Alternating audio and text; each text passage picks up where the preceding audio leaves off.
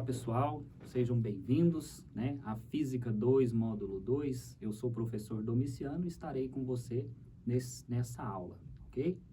Bom, no módulo 2 nós estaremos estudando então energia térmica, ok?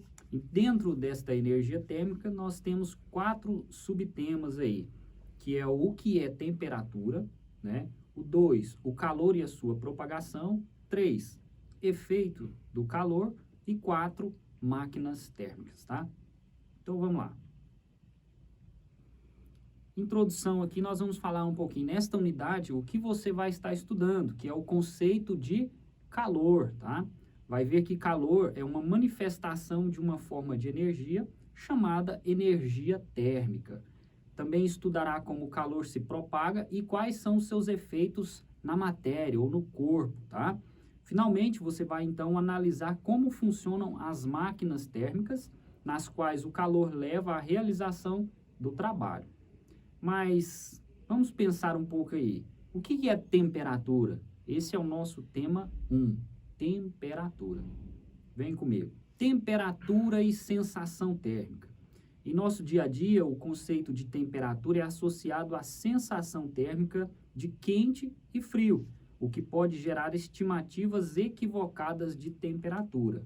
Então, a sensação térmica e a percepção da temperatura pelo indivíduo, que é influenciada pela temperatura ambiente e também por outros fatores, como o estado de saúde, a umidade do ar e a velocidade do vento, tá? Então, a sensação térmica, ela varia de pessoa para pessoa ou de uma pessoa para outra. E até a mesma pessoa pode ter sensações térmicas distintas em uma mesma situação, ok?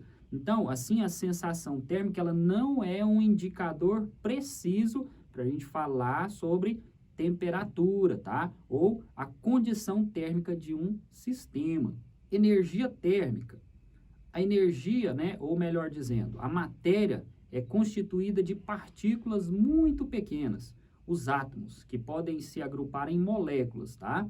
Então, essas, por sua vez, estão em constante movimento e possuem, portanto, energia cinética. Lembra quando nós estudamos energia cinética, que está relacionada ao movimento? Então, esses átomos, eles se movimentam. Então, a energia térmica está relacionada também ao movimento. Portanto, a energia térmica e a energia cinética do movimento dos átomos e moléculas é que constituem um corpo, tá? Então, a temperatura de um objeto, presta bem atenção, a temperatura de um objeto é uma medida do seu estado térmico, ou a medida da agitação dessas moléculas, tá? Quanto mais alta a temperatura, mais intenso é o movimento dessas partículas. Quanto mais baixa a temperatura, menor é o movimento das partículas, ok? Então, tem 2 ilustrações aí para você, representando esses átomos dentro de um cubo. Nós podemos ver que no primeiro eles estão um pouco afastados, E já no segundo eles estão bem agrupados, bem agitados. Isso indica que a temperatura desse material é maior do que no primeiro caso. Para onde vai o calor? É possível perceber que quando 2 corpos com temperaturas diferentes são postos em contato, o objeto que possui temperatura mais alta, ele esfria, enquanto aquele que possui temperatura mais baixa, ele esquenta, até ambos ficarem a uma mesma temperatura, Ou seja, em um equilíbrio térmico, tá? Então, se você pegar aí um material, um refrigerante natural, você coloca ele onde? Dentro da geladeira, e com o passar do tempo, aquele refrigerante, ele não está à mesma temperatura dos demais objetos que estão dentro da geladeira? Sim, então ele entrou em equilíbrio térmico, tá? Olha aí, atividade 2. Quanto mais agitado, mais espaçoso. Você já reparou que quanto mais as pessoas se movimentam, mais espaço elas ocupam? O mesmo acontece com os átomos e moléculas. Pensando nisso, explique por que os objetos se dilatam ao serem aquecidos e se contraem ao serem resfriados. Lembra que nós falamos que quanto maior o estado de agitação dessas moléculas, maior será a temperatura desse objeto? Você já percebeu também que nas construções, que nas nossas casas, né, as cerâmicas, elas são espaçadas, né? Elas não são colocadas bem próximas uma das outras, mas elas deixam um espaço entre elas por conta da variação da temperatura ambiente, né? Um dia quente, um dia frio. Então, esse objeto, esse material, essa cerâmica, elas são constituídas de quê? De moléculas, de átomos. E esses átomos, eles também se agitam, tá? Então, quanto maior a temperatura, maior o espaço ocupado por eles. Então, aquela cerâmica, ela vai sofrer uma dilatação.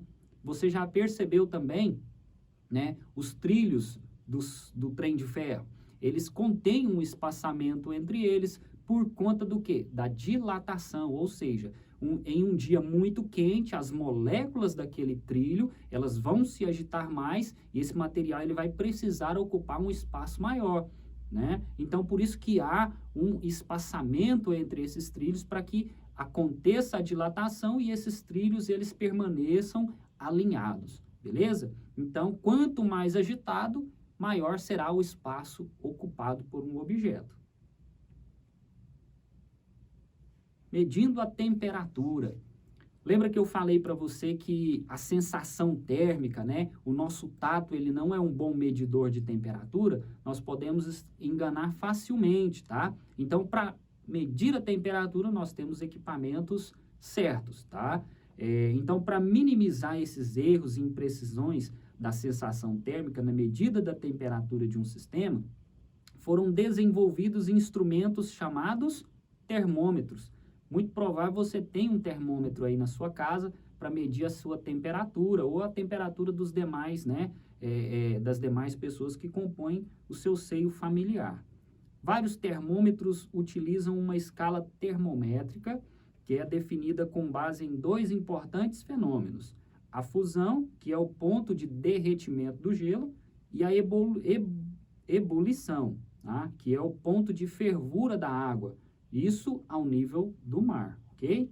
Então, esses termômetros, eles são baseados nesses dois pontos, fusão e ebulição. As escalas, tá?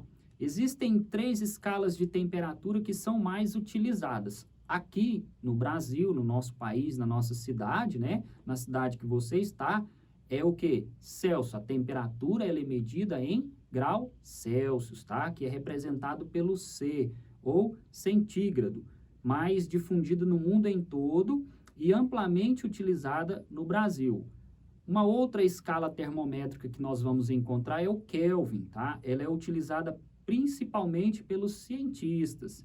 E uma terceira escala termométrica é o Fahrenheit, utilizada em países de língua inglesa, como Estados Unidos, Austrália e também Inglaterra. Eu trouxe aqui para você, tá, as escalas termométricas, né, e o seu ponto de fusão e ebulição. Então, o grau Celsius, fusão dele, 0, tá? E o ponto de ebulição, que é onde a água ferve, seria 100 graus.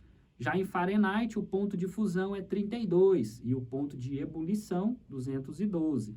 Na escala Kelvin, né, o ponto de fusão, que é o de gelo, 273 e o ponto de ebulição, 373, ok? O 0 Kelvin.